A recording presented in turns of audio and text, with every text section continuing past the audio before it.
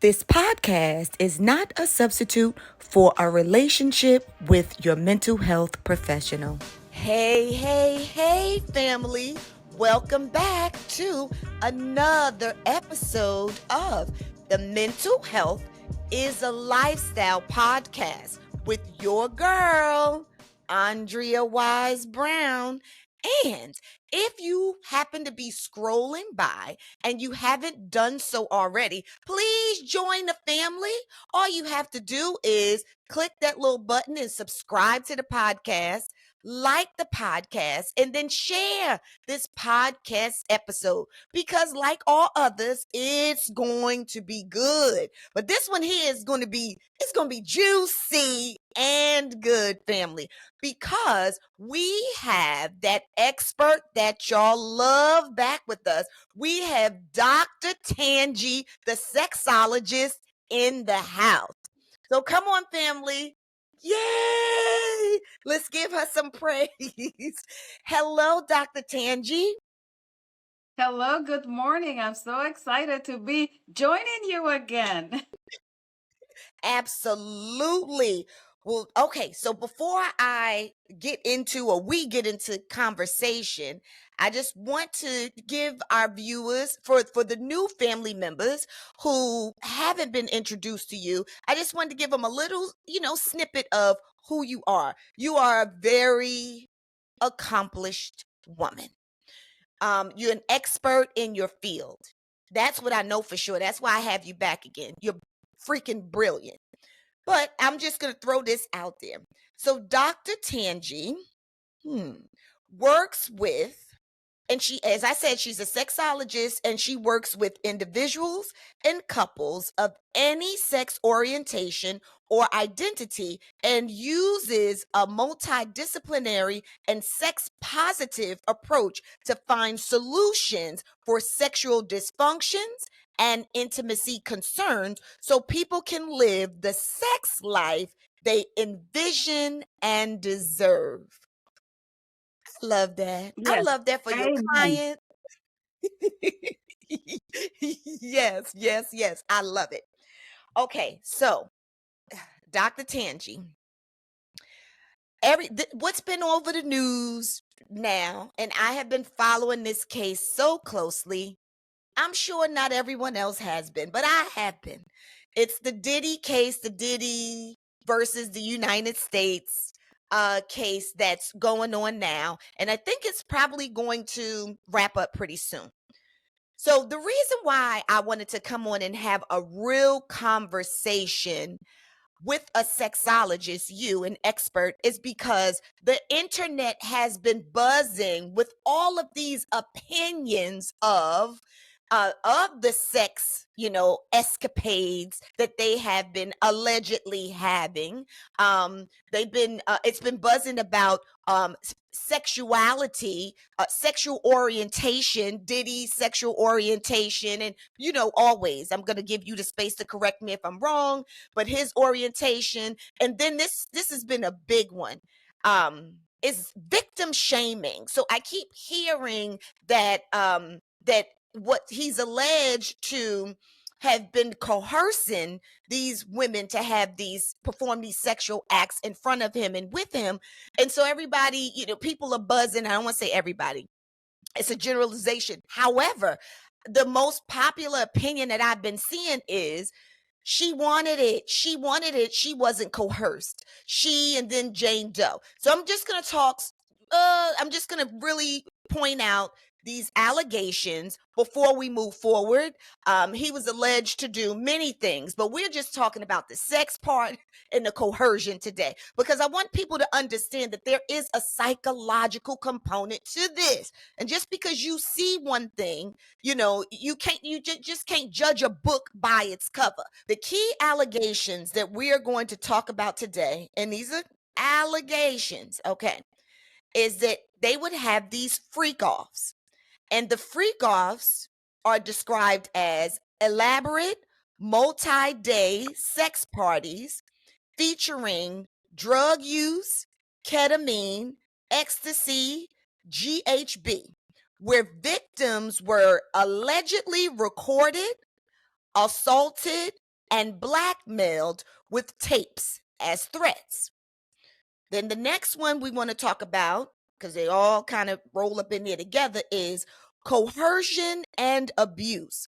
So, some testimonies from exes, including Cassie Ventura and Jane Doe, describe physical assault, punching, dragging, kicking, accompanied by emotional manipulation and threats to withhold money, end careers, or expose private recordings. Okay? And we know that a part of the evidence was the tape that I know I saw it, and I'm going to ask you in a minute if you saw it, but there was a tape where allegedly Cassie said she was trying to escape a freak off because she said she did not want to do it, and he beat her brutally and dragged her down the hallway. So I believe that all of y'all saw the tape. I kind of talked about the tape in an earlier episode. So here we go. So, Dr. Tangie, are you familiar with the case? I am familiar with the case and I saw the tape, yes. Okay, good. So, my first question to you. Well, I just wanted to start by saying that obviously there are some allegations, but the violence that we saw on the tape are not allegations. It happened. I think what's behind the defense on what happened on the tape is the motive. And so the tapes are not allegations that actually happened. And when we say the word allegations, I just want people to understand that because this is in a criminal trial court, and I'm not a lawyer, but what means that it's an allegation doesn't mean that it's true or untrue. It means that it's being examined and it's going to be judged according to the law in light of the evidence that has been presented. And so I don't want people to necessarily take the word allegation as either a denial or a factual thing. It's just that we are meaning to say that it hasn't been judged in the courts as something that actually happened. So just wanted to put that out there for those people who don't understand the meaning of the word allegation. Okay, thank you very much for that clarity. Yes, I concur. And yes, we are not lawyers. I love that. So, from a sex therapist perspective, how do you define the difference between consensual kinks and coercion or abuse and or abuse? Because this is a case with a strong sexual component, I want to remind people that abuse is abuse, regardless of if it's financial abuse, psychological abuse, physical abuse, sexual abuse. And so people understand better when somebody beats you up with a stick or somebody slaps you or somebody kicks you or punches you, people can understand abuse better from that perspective. Psychological abuse is so much harder for people to understand because it almost looks like the victims are participating in the abuse willingly, and which obviously wouldn't constitute it as abuse. So what is abuse? Abuse is when it's against your will, when it dehumanizes you, when it really attempts against your integrity, your autonomy as a person, and it strips you of your identity, of your autonomy, of your ability to intelligently, clearly, without influence, make your own determinations and decisions. So that's the difference. Well, a kink is consensual, and both parties go to the situation knowingly and with an enthusiastic agreement and consent of what's about to happen. So let's say that somebody has a slap me on the face kink, which actually exists, and that's how they receive some sort of gratification. The dominant person and the submissive person would come together and talk about it and say, okay, well, this is my kink, and I like to be slapped on the face.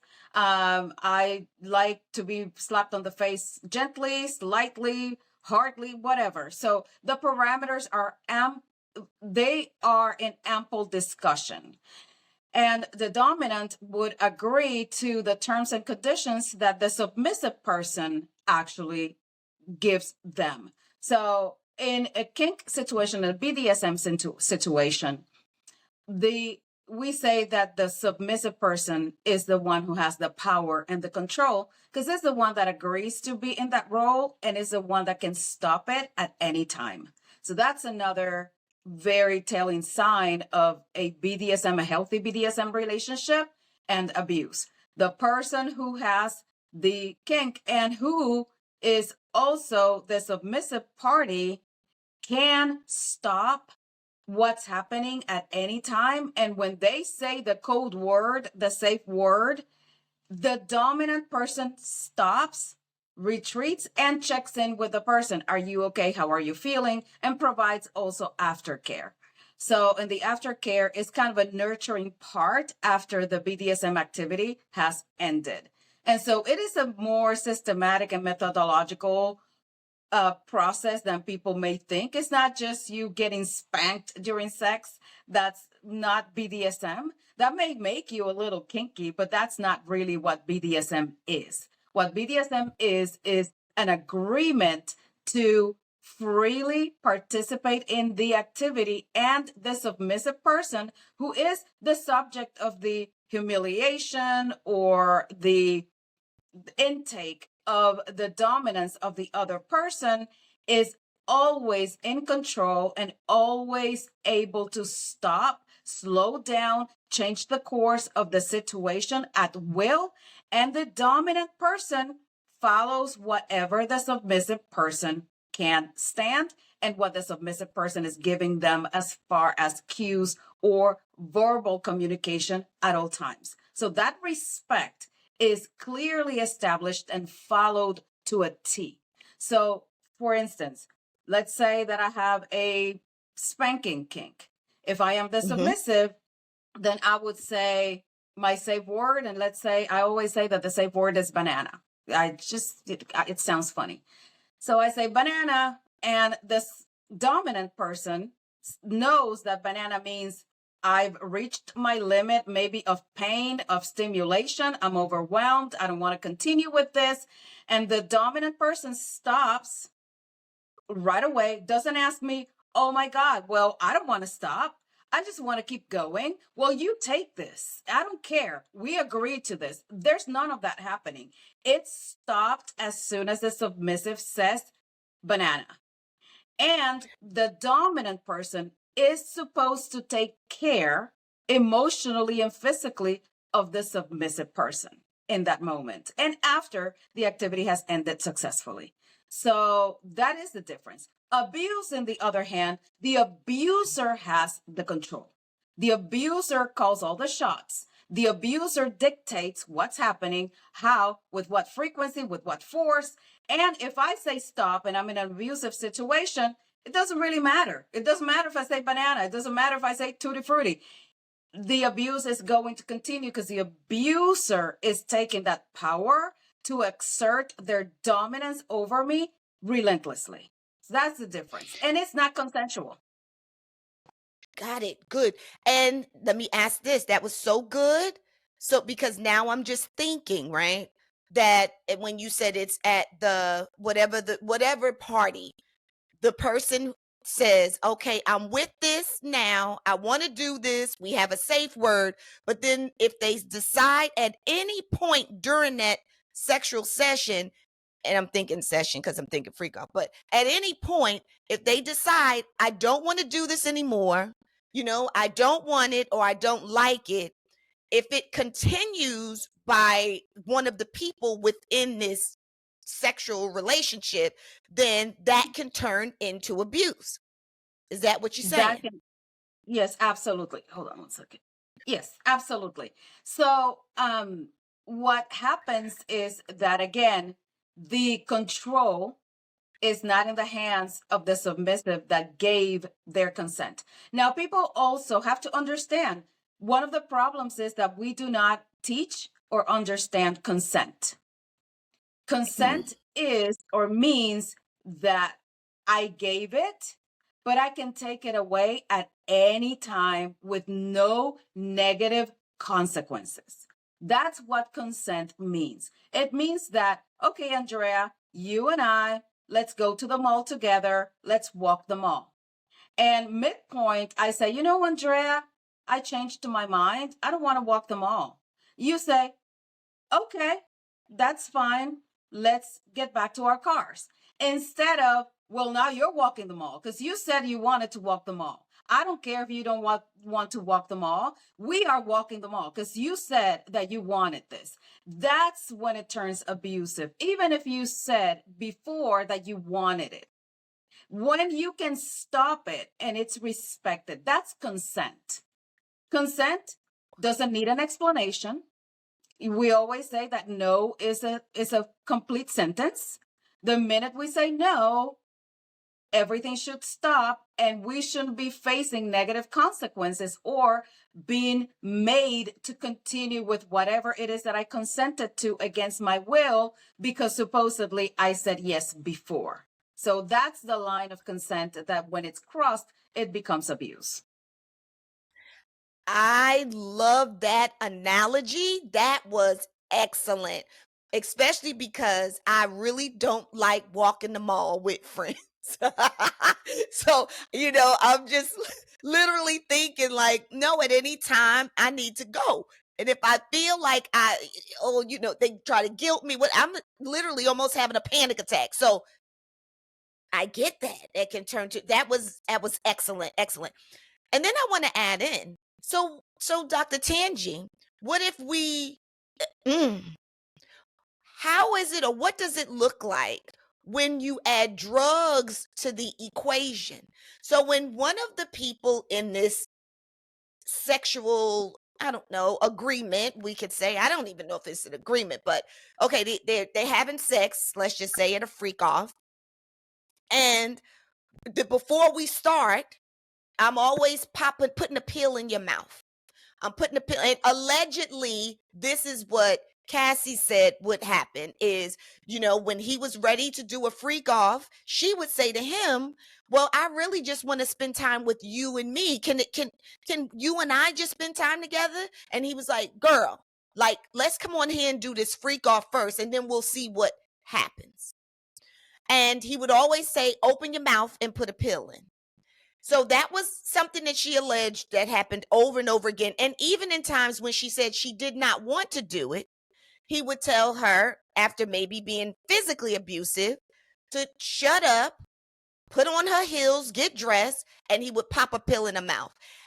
And not only Cassie, that was a part of her testimony, allegedly, but also the Jane Doe. So Jane Doe, and I know people see both of them differently. I get that. Some people will judge and say that they feel like Jane Doe was really in it for the money. And we can talk about that. And so she wasn't being coerced. However, they both testified that he would put pills in their mouths, have them to take drugs because neither one of them took drugs before they hung out with him or interacted with him. So when you bring drugs into the equation, Dr. Tangie, is that abuse, coercion? What does that look like? Well, definitely. So abuse can take many forms, and coercion is just one form of abuse. What coercion means is I am going to exert my dominance by manipulation, by just kind of leading you, not gently, but leading you to the situation in a way in which it seems like you are agreeing to it, but your instinct and maybe your initial response was, no, or even I'm not sure, which again, consent. The definition of consent, when I say I'm not sure, maybe, not now, let me think about it, all of those things mean no.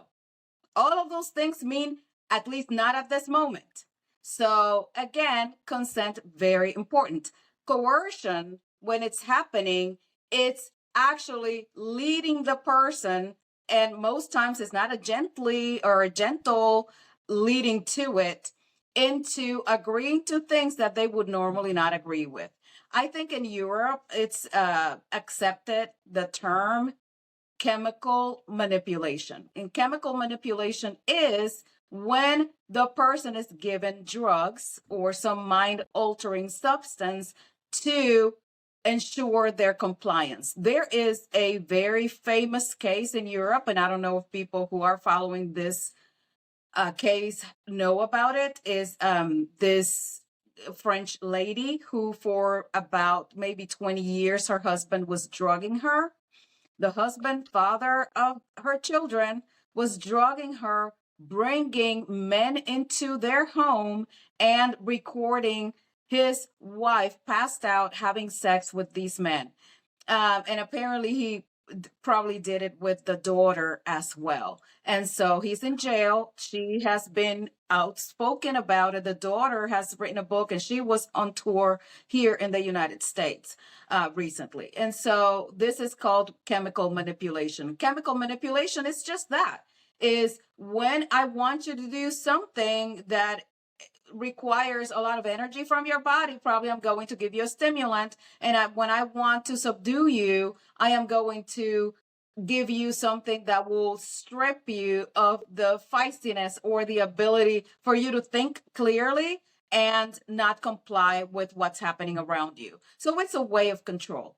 And so, but this wouldn't mean coercion. Coercion is the mind, the psychological manipulation that leads to the person to, again, quote unquote, participate, or people would see it as an agreement, versus a chemical manipulation, which is me now making sure that you are in an altered state so you comply completely. And so basically stripping you of your ability even to fight.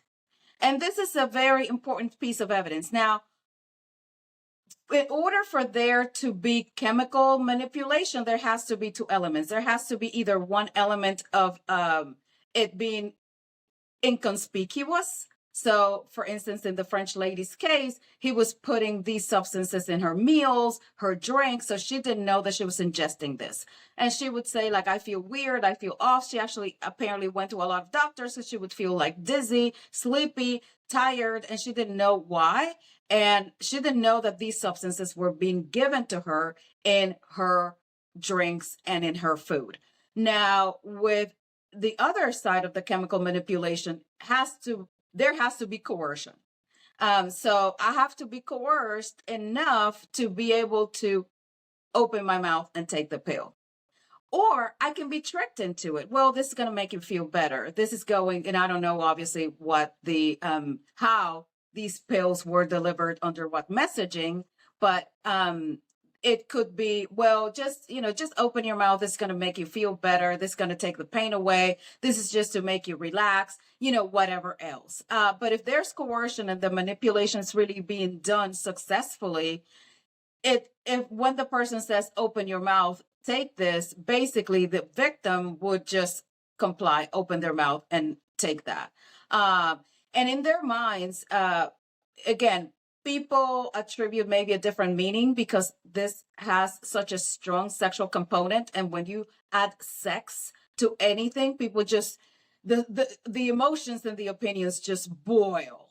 And it becomes like lava in a volcano. But this is no different than a husband that beats up a wife. And we tend to have more sympathy for that, even though many times we also victim shame.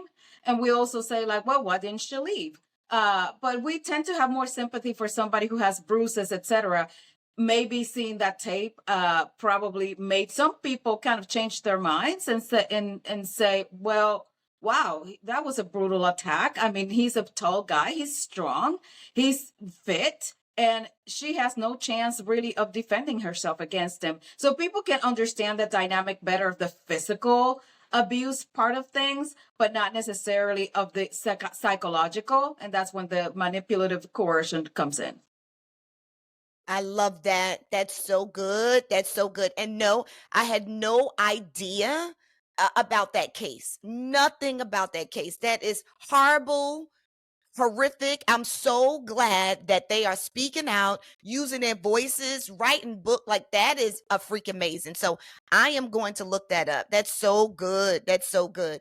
And I love the way you point out the difference between, pretty much back in the day, we would say slipping a Mickey, like giving someone, putting a drug in someone's drink, um, isn't that, I believe that's what Bill The date rape. Cosby. Yeah, they That's that's right. called date rape.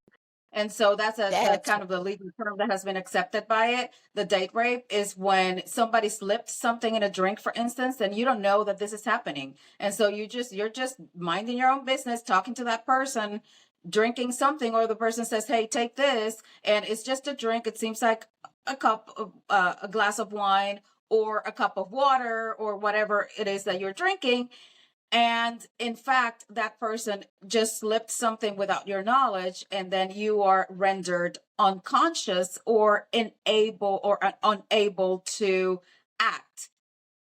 In right. which case, obviously, again, it's abuse. Right. Absolutely. Absolutely. But, and I just want to clarify, you were saying, so even him saying to her, well, here, take this, even if she said she didn't want to do whatever the thing was, well, just put this in your mouth and take this, that could also be abusive. Well, it's chemical manipulation for sure, 100%. But it happened because he used enough coercion to be able to influence her decision even at that moment. And I want to piggyback on that by just saying this, ask you this. Okay? When someone has significantly more power, like celebrity over, a younger or less powerful partner, how does that affect sexual consent? Well, power dynamics are very, very important. And that's why you know that in companies, they have these policies like supervisor cannot date, a subordinate, or, the higher ranking officials cannot be with lower ranking people in companies. It's because that power differential puts especially the lower ranking people in a disadvantage. Because when you have somebody like a president that is calling a junior or an intern, which, this has happened. And it's happened so many times in corporate America, in politics, in universities, etc.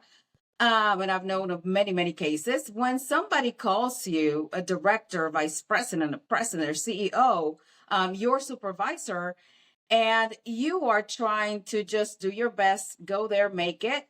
And all of a sudden, they breach that relationship and they start going into either inappropriety, or even if it looks, again, quote unquote, as consensual, that power differential really puts the lower ranking person at a disadvantage.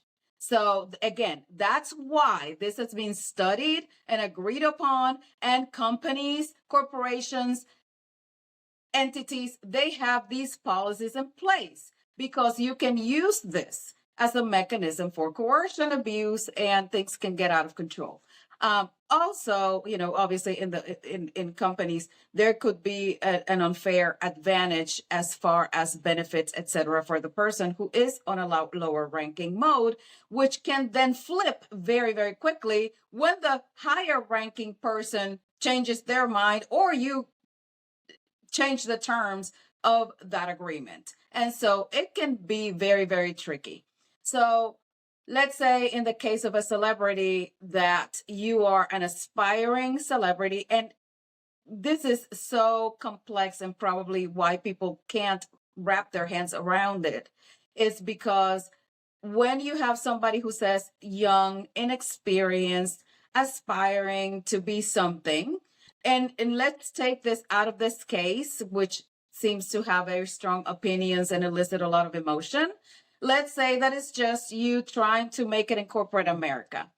And all of a sudden you have the CEO taking notice and you are a young 22-year-old, right, fresh out of college, and the CEO notices you, you're cute, you're young, and you're thinking, wow, I mean, I want to make it, but this person who is held in such a high regard, who has so much power, who is in control of everything, who is can dictate your destiny, and who's also charming, because these people don't understand, they're also charismatic, they're attractive, they're not only powerful because of their position, they actually got to their position because of their talent, skill, because of their people skills, because of their swag, because of how they conduct themselves in the world. And so there it is, a 22-year-old, right, fresh out of college, and they are like, oh wow, well, the CEO is noticing me, I must, be something special, I must have something special. And they start grooming. So I know that you have that in your notes, the grooming. So what is the grooming? Well, the grooming is that preparation. The grooming is the little steps that these predators use to take that autonomy away from you, slowly but surely. Is the compliments, is the preferential treatment, is the love bombing. It is the, in case, let's say, a 22-year-old with a CEO. Let's meet and I'll fly you on my private jet. Oh my God. You'll fly me on your private jet. I must be something so special. I have something to offer. This is going to skyrocket my career. And so the CEO is after obviously something else, but as a 22-year-old who doesn't know the world, you're like, oh my God, I have something special to offer. And attraction always feels good for the most part. So especially when it's coming from somebody who is way, way, way high up from where you are. And so you're taking notice. No, Dr. Tangi, please. No, I'm loving that. I don't want to stop you. I just want you to go right there. I was going to ask you another question, but you said something about attraction. What did you say about attraction? Well, attraction, there's a lot of things that we're attracted to. And also I want to throw in another word that wasn't in our initial conversation backstage. And it is narcissistic behavior and somebody who's a narcissist. And there are different types of narcissists. But the malignant narcissist is the one that is very unaware and unconcerned about the well-being of others, and they don't care what's happening to the other person. They're self-serving. They're there only for themselves, what serves them, what helps them get ahead, what helps them get whatever they want, and they will see everybody around them as supply. And supply means whatever it is that I want to get from you. So if I want to get sexual gratification from you, I will recur to any means necessary to ensure that you give that to me. Coercion is one of them, whatever kind of manipulation it takes, chemical manipulation. So whatever kind of submission control I can exert over the victim, I will do, because I just want to get what I want. People have asked me many times, and I have done some videos on why are narcissists so sexually attractive? And they are usually charming. They come in and fill the room. They usually have lots of conversation. They have a lot of bravado. They're very braggadocious, right? They don't mind talking about themselves and their success and how they got to where they are. And people who are in a different stage or a different state in their lives, they look up to them like, wow, they're so talented. Oh my God, they're so wonderful. Such wonderful people. And so people who are lacking are, or look at those traits as aspirational, whatever it is that this narcissistic person was able to accomplish, then they will identify with them and they will get sucked into that vortex. And once you get sucked into the vortex of a narcissist, they will take hold and they will do everything possible to not let go of that hold. It's almost like when an octopus kind of puts their tentacles around you and they have those little suction cups everywhere. And to get them off is really, really hard. They want to hold on to you because you're providing them with what they want and what they need. That's right. And if you don't, the consequences can be dire. Absolutely, absolutely. And you made me think of I was just thinking of some other things that depending on where a person, whether it's a woman or a man, but where they are in their life, and depending on their psychological state at the time that they meet a narcissist, depending on the trauma that they may have experienced during childhood, a trauma Mm-hmm. bond can be formed. And just like the narcissist has this, a difficult time of letting go of his supply, i.e., that the person, the victim that they've been taken advantage of, then the victim also, although they may be in this situation and they may not like it, they may not want to be there, they could have even expressed it sometimes, but it's really difficult for them to also leave and break that trauma bond. But it's all because of their psychological state when they met the said narcissist and their family of origin, trauma that they may have experienced. So, because some people Right. can encounter narcissists and be like, oh my God, never, I'm not, stay away from me. But then there's some people who are, as you point out, attracted to narcissists. And it has to do with their psychological state at the time. I wanted to also say when you mentioned attraction, so this is pretty much what I was really trying to talk about. So I'm glad you went here. But the whole thing about the private jets, and both of these women in the Diddy trial, and this is the Jane Doe and the Cassie. They both pointed out that when he first met them, right, there was something that they saw was to gain, especially Jane Doe. He took her out on a yacht for some days. Like he took her on a 5-day date. And on this 5-day date, she was on private jet, I do believe. She was on a boat, on an island, just spending all of this time with him. When it seemed as if, or it appears as if, this was all, a part of his ploy to grooming. So this is what you were talking about with the grooming. And we're saying allegedly, right? Allegedly. But this was, we are talking facts. But when I'm talking about, Puffy and Yeah. them, right? If the story that they're saying is true, found to be true, that was a lot of the grooming, right? Is it, taking them out and doing all the things. And then for Cassie, he was promising her that he was going to put this album out, I'm going to put your album out, So I love that you pointed out, a younger person, or a person who has less power can be sucked in by some grooming. So that And was that was I have to help people understand that what you're saying is correct. The psychological state of the person in that moment, because even people who are very, very strong, who have strong personalities, who have maybe more perfect, if you will, quote unquote, childhoods, if you are grieving, for instance, that will put you in a disadvantage and make you vulnerable to a narcissist. And so anybody can actually be subjected to a narcissistic behavior in the other side of it. And people have to also understand that narcissists are very skilled. They're very skilled at not only choosing their victims, but also keeping them. And so I don't know if you have seen some videos of, and I like watching nature videos of like a lion who just got a little, what is it?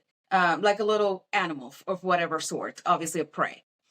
And they will kind of taunt the prey, and for a few, sometimes for days, they will keep them alive, and they will almost like torture the prey before they eat the prey. And they exert that control. It's kind of funny to watch, but that's what narcissists do. They will keep you. They won't let you run away. They will use and deploy whatever resources and means necessary to keep you in that vortex. And in the other side, people are probably like, well, why don't you just leave? I've heard this many, many times. Why don't they just leave? And so until or unless you are the subject or the victim of somebody with narcissistic tendencies, you probably cannot understand it, because from the outside it really looks like it's unthinkable. Well, if somebody's abusing you, if somebody's shaming you, if somebody is not good for you, you just stay away from them. Well, people, if the world was like that, not a lot of people would be in these kinds of situations. This happens so many times. In this case, it's a Diddy case, which is very, very high profile and very well known and all over the media. But this is happening every day in our families, with our neighbors, with friends, with acquaintances. This is happening every single day, and even in a lot of people's lives. There's a lot of people, men and women, but tends to be more women than men, but men are also trapped in these dynamics.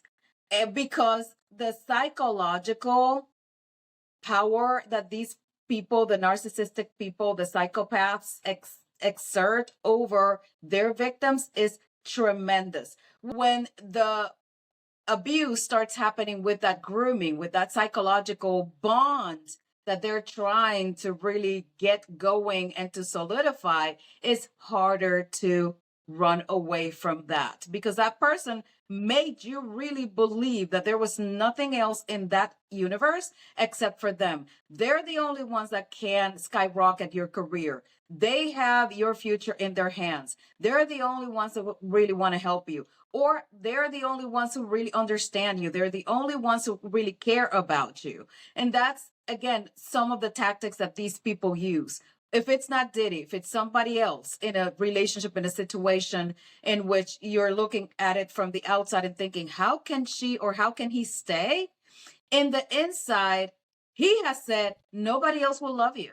Nobody else will love you like I do. Look at you. You're unlovable. I mean, your father, your mother didn't even love you. They abandoned you.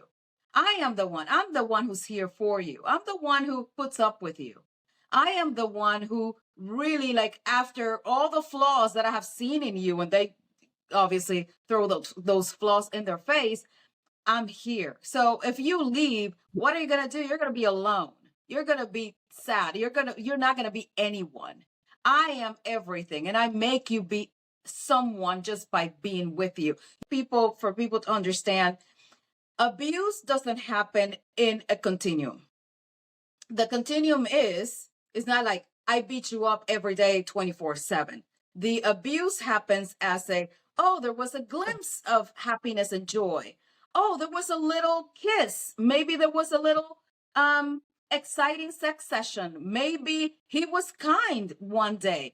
Now, he is not kind 30 days, but the one day that he's kind, you are tricked into, oh, what? That's what he's really like.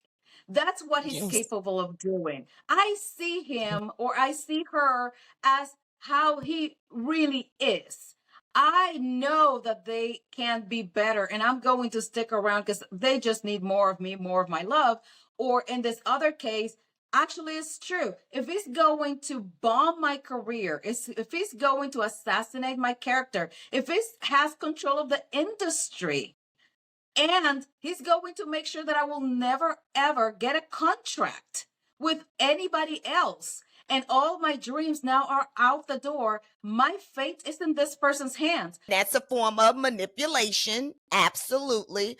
But yes, no, I get that. And I want people to also hear that it does not matter. I love how you point this out.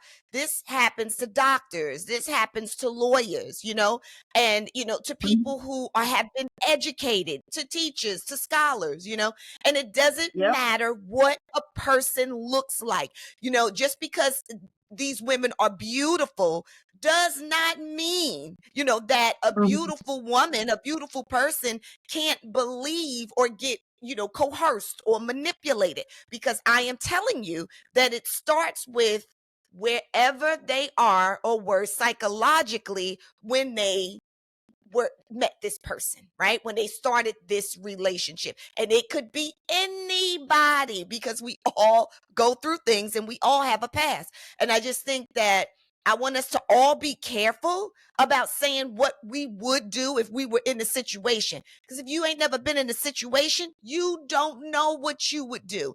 And if you were in that situation, you would love for people to be more empathetic and compassionate about the pain that you've experienced and just hearing your story. So let me ask you this, Dr. Tangie. How do societal perceptions of masculinity, dominance, and sexuality contribute to minimizing or overlooking abusive behavior in powerful men? You want me to repeat that? Oh, well, you don't have to, because that's actually, I think, at the core of this question. Recently, I saw a podcast of somebody who was from a very restrictive religion, and they were talking about the doctrines and the dogmas that really shape what masculinity is and what femininity should be. And although people think that those religious enclaves would have definitely higher standards for these definitions, and would be more restrictive, this is in all societies all over the world, with a few exceptions. So we have all been raised to think, and this has a very deep component in religion, which shapes culture, that men are men and they cannot control themselves. They are who they are. They have urges. They're kind of very close to animals that cannot control their sexual urges. And it is up to women to keep the guardrails so men don't stray. And that's really, really at the core of this problem. And so if the woman goes along with it, then it must be her fault. Well, must be her fault. She was either too pretty, she dressed too nicely or too provocatively, or she wasn't strong enough. She didn't say no vigorously enough or loud enough. But she was the one who had to be in control of the situation. So we cut more slack to men than we do for women. And so women are in the other side of this, being shamed all the time because they didn't stop it. Because they didn't, again, they didn't say no loud enough. You know that there are countries, and these are industrialized countries, not third world countries like people would assume, that in which rape laws, they state that if the woman didn't fight hard enough to have physical evidence of that fight, it is not rape. It was not rape because she didn't Oh, fight strong enough. So if she doesn't have bruises and cuts and abrasions in her body, then it could have not been rape. So now people also have to understand that individuals have different ways of dealing with these very dramatic situations. You know, the fight, flight, or fawn, which is the other F. I have a fourth F, but it's not for this podcast. But the fight, flight, or fawn. And the fight is obviously, I am confronted with this situation in front of me, and I'm going to kick, scratch, punch. I'm going to do whatever it is that is in my power to not let this happen and come upon me. The flight, obviously, everybody understands, is like, I see it, I'm going to go in the other direction. I'm just going to run away as fast as I can. But the fawn is, I'm going to kind of commiserate with what's happening. I'm going to conform to protect myself. Instead of dying in the fighting, instead of running, knowing that I'm not going to be able to outrun the lion, that would be me. I would fawn. I cannot outrun the lion. I'm not even going to, and these are not conscious processes, by the way, people. These are subconscious. You don't know what you would do in that situation because your primitive brain takes over and You just do what you're going to do, and we don't have experiments to know how you're going to react. So fawning is another protective mechanism that people will do. And so instead of running away, instead of fighting, I'm just going to kind of play along. I am going to maybe try to understand the trauma bond that you were talking about before. Well, that happens with time, obviously, knowledge, but initially I'm just going to play along to keep myself safe. I don't have the strength, maybe, or I don't have the strategies to cope with the situation. So my coping mechanism will be kind of morphing into the situation so I keep myself safe. And so those are the ways in which you react to very, very dramatic situations that put you in danger. And so if you fawn, this is among what is expected from the F's that I mentioned before: fight, flight, fawn. And so with women, though, if they fight, it's like, oh, okay, well, maybe you still brought it upon you because you were walking too late at night. You were not accompanied by somebody, which is what I was hearing this guy say about his ex-religion. Well, you were not accompanied by a chaperone or a male, or you didn't keep your distance from the man, or you probably smiled at the man too much, or you probably said yes when you could have said no, or you said yeah, you said no, but it really didn't sound like a no. It was not convincing. It was kind of a no, but it's a yes.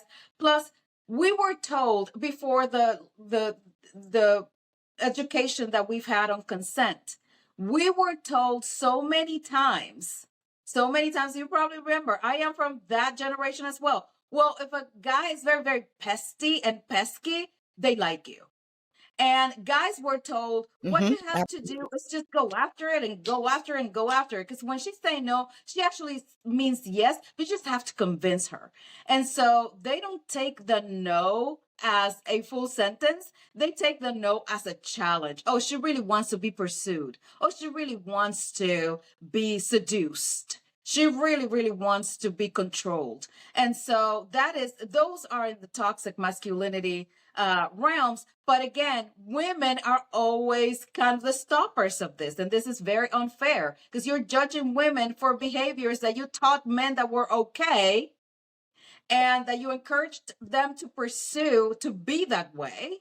And now women, we always have to be the ones who control, quote unquote, what happens. And if they go off, it's our fault because we weren't strong enough, we weren't assertive enough, we were in the wrong place at the wrong time, we didn't say the right words. And so that's what happens. And that's why we have so much victim shaming instead of empathy and compassion.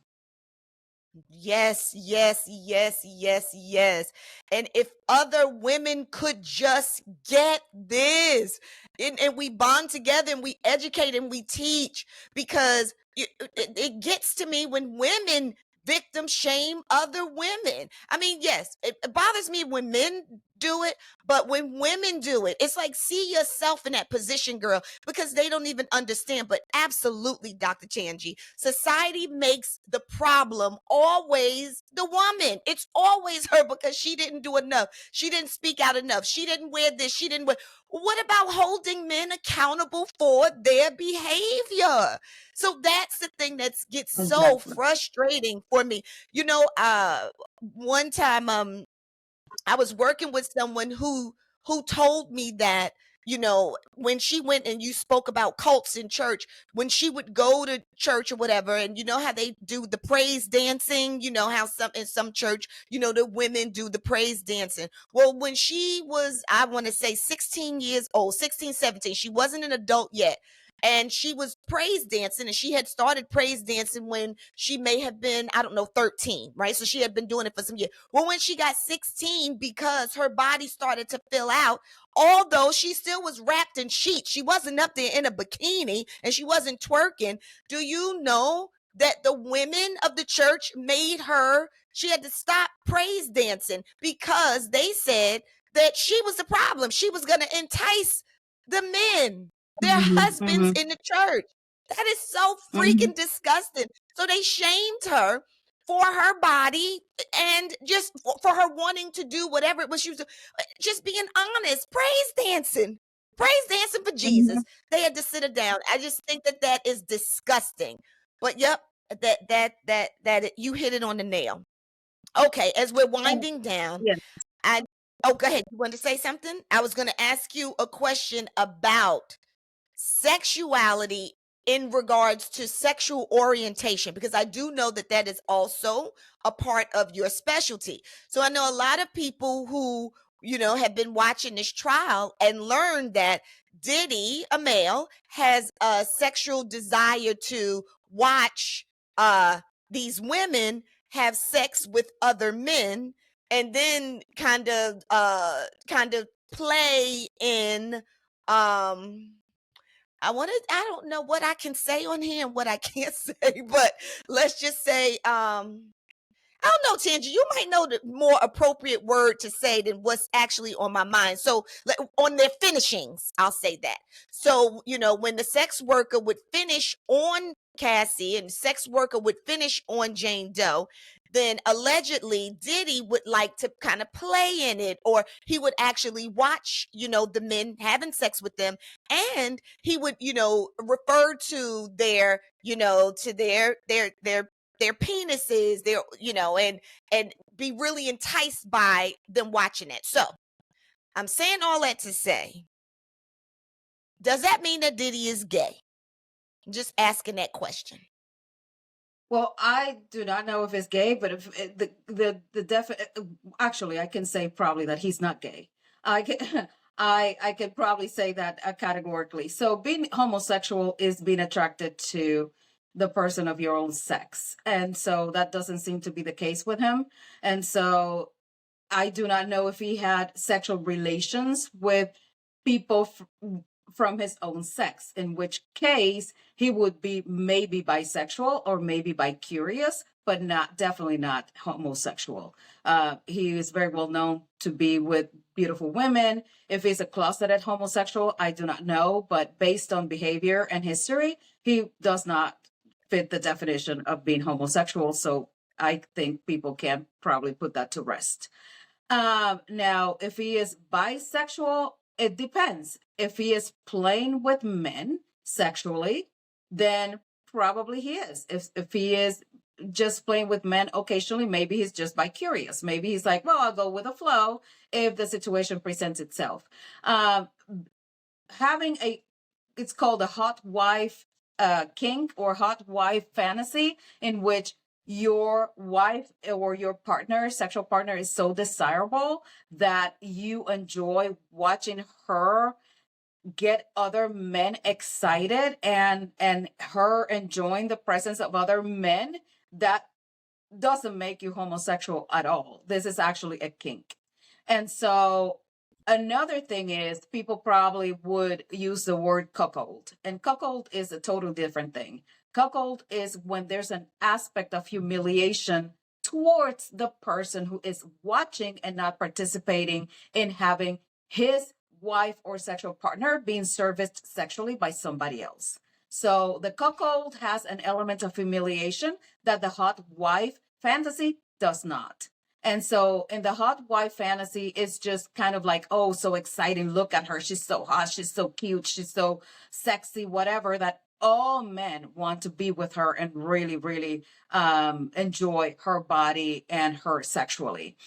And so, but in Diddy's case, I have to also clarify that for us, when sex is used for abusive purposes, that's not a sexuality per se. That this is pathological. And so if this is being done under the auspices of having control over the victims, over the preys, this is a pathological behavior. And it doesn't really matter what your sexuality is. Abuse is abuse, and it's separate from sexuality. Just because I have a hot wife fantasy doesn't mean that I coerce my wife into having sex with other guys for my own sexual gratification. So that's when that narcissistic element and that, sociopath, if you want to call it that, element comes into play, versus it just being a healthy sexuality. So this is not a healthy sexuality. This, I believe this is all, again, self-serving. This is all about what he wanted, what he liked, and this is what he wanted to take for himself, regardless of what the other people were thinking or feeling in that moment. Evidenced by, again, if it was truly a healthy sexuality, a healthy BDSM relationship, he would have been checking in with her and saying, "Hey, honey, do you still want to do this? Is it okay? So stop it at any time. If you don't want to go through with this, it's okay. We can stop. Nothing will happen. I will still love you. We can do it in your terms." And that was not happening, supposedly. So that is the difference between a pathological behavior that is criminal and constitutes abuse versus a healthy BDSM relationship and dynamic. That was excellent, excellent, excellent, excellent. That was so good. That was good because I think, to your point, you said it doesn't matter whether he's gay, straight, bisexual. Like, that ain't even the point here. What the point is here is that it is abusive, which leads to a pathological behavior, which means that there is a diagnosis there. And yeah, it's abusive. It's abusive, and I believe Mm-hmm. you didn't say this, but he Yep. should pay. Anybody should pay for being abusive. Oh my Yes. gosh. Okay, so that was excellent. So I want to end by just asking, okay, what does recovery look like for someone who has experienced prolonged sexual abuse under the guise of a romantic or glamorous relationship? Yeah, what does recovery look like for these victims? Well, recovery definitely is a long road and it's not a straight line. So I just want to say realistically that this takes years and years to untangle.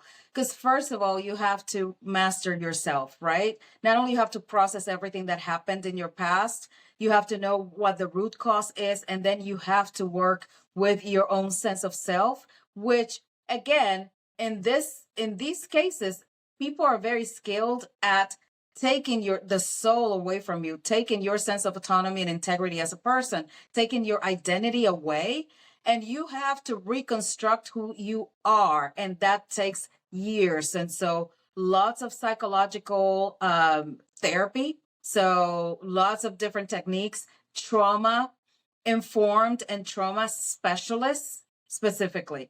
I'm trauma aware, but I have worked with trauma before.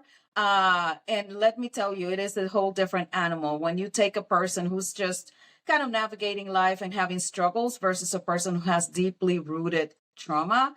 It is a skill, it is a specialty, and people who have undergone all of these relationships that are so toxic and so damaging, they have to look for professionals who are trauma informed or trauma specialists. Definitely surround yourself with people who are going to build you up and help you rebuild and pick up the pieces of yourself.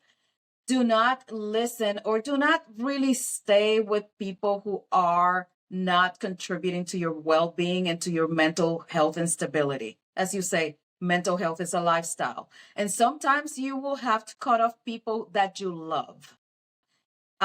Many of these behaviors, maybe of these patterns, start in childhood. Maybe it was your father, maybe it was your mother, maybe it was a grandparent, maybe it was an uncle, but it was somebody probably close to you that started you on this journey.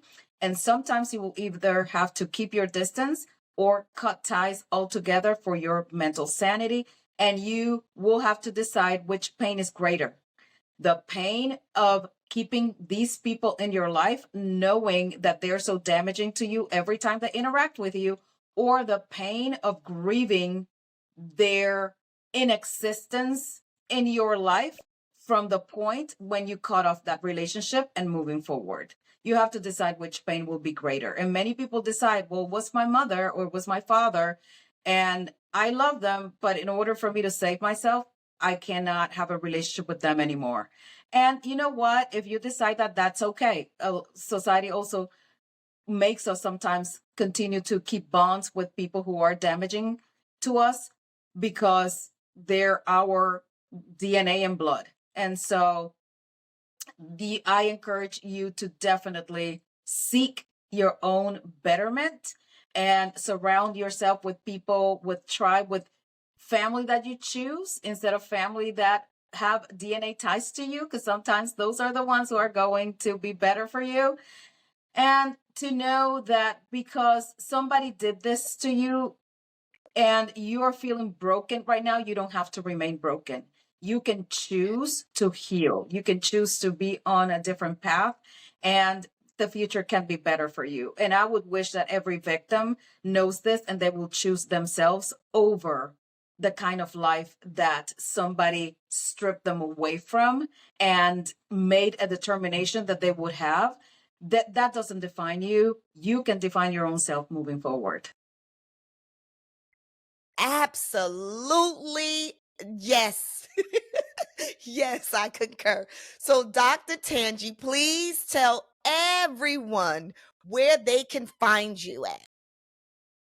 Well, very easy. If you go to texassexualhealth.com, texassexualhealth.com, you can find me there. You can be in contact with me via email. You can call, or you can see, obviously, if there's anything that we can help you with. I love you for bringing this forth, for talking about this topic, especially in our communities. Our communities, our minority communities are particularly vulnerable to these kinds of behaviors and these kinds of situations. So thank you so much for bringing light into a topic that in our communities is taboo. And by raising our voices, talking about it, and creating spaces for conversations about this, we are empowering people, maybe one at a time, but that incremental value will pay off in the future. So thank you so much, Andrea, for doing this and for continuing to be a voice for all of us. Oh my gosh. Thank you, Dr. Tangie, for your intelligence, for showing up, for your stick-to-itiveness, for always being available when I call you and I say that I need you. Like, when I wanted to talk about this, I'm like, God was like, you know who to call. You know who to call. And thank you for being so responsive and always supporting me. I thank you. I love your brilliance. I love everything. I love everything about you. But thank you for coming. So again, bravo. Thank you. Yes. So thank you for joining me. And okay, family.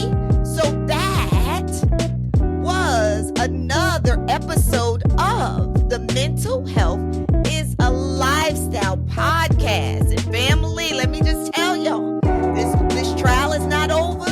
And when I tell you I'm so into it, I am so into it. So I'm about to, after my clients, at night, this is where I am, okay? I'm going to find out what happened in the notes, everything in court. Okay, anywho, I'm still on the case.